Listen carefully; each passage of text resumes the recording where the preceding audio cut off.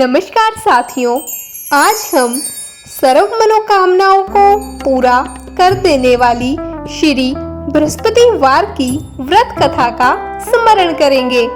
एक गांव में राजा रहता था। वह बड़ा ही दयालु था, अक्सर दान पुण्य करता रहता था, पर उसकी स्त्री बड़ी ही कृपण थी।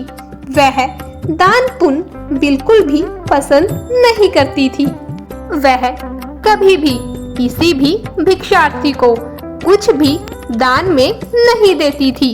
वह सारा दिन अपने कामकाज में ही व्यस्त रहती थी। एक दिन साधु महात्मा बृहस्पतिवार के दिन उसके पास आए और भिक्षा की याचना की। रानी कहने लगी, साधु महाराज, अभी तो मैं आंगन लीप रही हूँ, इसलिए आपको कुछ नहीं दे सकती। आप फिर कभी आना। वह साधु महात्मा खाली हाथ ही चले गए। दूसरे बृहस्पतिवार को वह साधु महात्मा फिर आए। उस समय उन्होंने भिक्षा की याचना की। उस समय रानी अपने लड़के को खिला रही थी। वह साधु महाराज से कहने लगी, साधु महात्मा जी, आप फिर कभी आना, अभी भी मुझे अवकाश नहीं है। फिर वह साधु महात्मा तीसरे बृहस्पतिवार को आए। तब भी रानी काम में ही उलझी हुई थी। रानी ने फिर से साधु महात्मा को टालना चाहा। तब साधु महाराज ने कहा, हे रानी, जब भी मैं भिक्षा के लिए आता हूँ, तुम कोई ना कोई बहाना लगा देती हो। तब रानी कहने लगी, क्या करूं साधु महाराज, मुझे अवकाश ही नहीं होता, इसलिए मैं क्षमा चाहती हूँ। तब साधु महाराज रानी से कहने लगे, यदि तुम्हें अवकाश हो जाए, तुम्हें कोई भी काम करना ना पड़े, तो क्या तब तुम मुझे भिक्षा दोगी?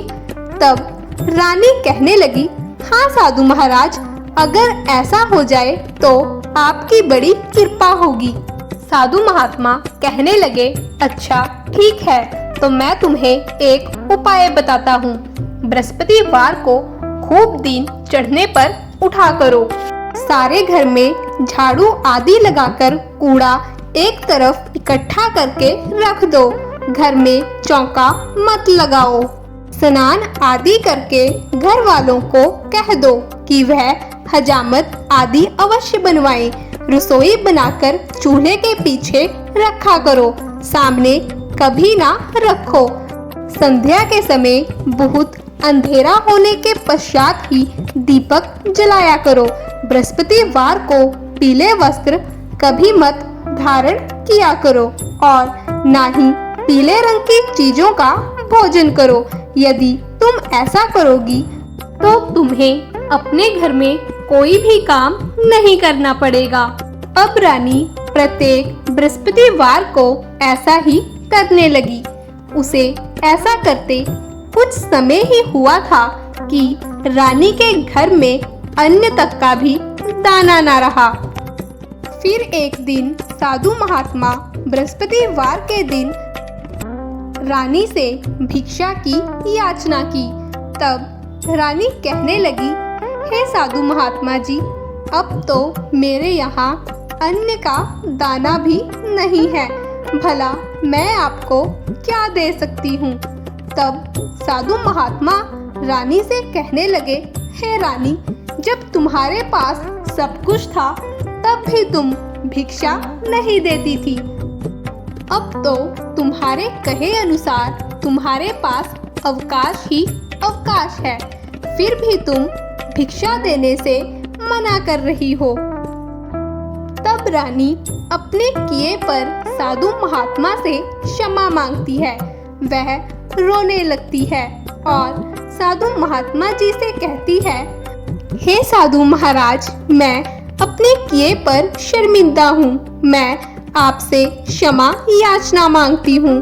कृपया मुझ पर दया दिखलाइए और मुझे इस समस्या से निकलने का उपाय बताइए। आपकी मुझ पर बहुत ज्यादा कृपा होगी। तब साधु महात्मा ने रानी से कहा, हे रानी, तुम्हारा अन्य धन सब नष्ट हो गया है। इसे पूर्णता प्राप्त करने के लिए तुम्हें बृहस्पतिवार के व्रत करने होंगे। गुरु भगवान की कृपा से तुम्हें सब कुछ पूर्ण प्राप्त हो जाएगा। रानी ने गुरु महात्मा जी से बृहस्पतिवार के व्रत की विधि पूछी। तब साधु महाराज कहने लगे, बृहस्पति देव के व्रत में गुरुवार को चना की दाल मुनक्का से विष्णु भगवान का केले की जड़ में पूजन करो तथा दीपक जलाओ, पीले वस्त्र धारण करो, पीला ही भोजन करो तथा बृहस्पति देव के व्रत की कथा सुनो। यदि तुम ऐसा करोगी तो तुम्हारी सर्व मनोकामनाएं बृहस्पति देव की कृपा से पूरी हो जाएंगी। तुम्हें धन संपत्ति सब दुगने रूप में प्राप्त होंगी। रानी ने साधु महात्मा जी द्वारा बताए गए श्री बृहस्पति देव के व्रत को पूरी श्रद्धा भावना से किया, जिससे बृहस्पति देव जी रानी पर प्रसन्न हो गए। उन्होंने रानी को फिर से धन संपत्ति से युक्त कर दिया, साथ ही रानी की सर्व मनोकामनाएं पूर्ण की। इस प्रकार जो व्यक्ति मन के मैल विकारों को त्याग कर पूरी श्रद्धा भावना से श्री बृहस्पति देव जी का व्रत करता है, तो विष्णु भगवान जी की कृपा उसे अवश्य रूप से प्राप्त होती है।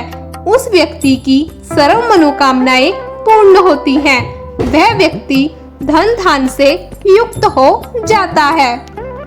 सभी भक्तजन कमेंट बॉक्स में श्री बृहस्पति देव जी की जय, श्री विष्णु भगवान जी की जय जरूर लिखें। कथा को लाइक जरूर करें। श्री बृहस्पति देव आप सभी की सर्व मनोकामनाएं पूर्ण करें। धन्यवाद।